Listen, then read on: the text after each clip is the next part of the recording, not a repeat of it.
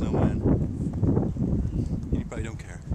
But this is Boxing Day Blizzard 2010.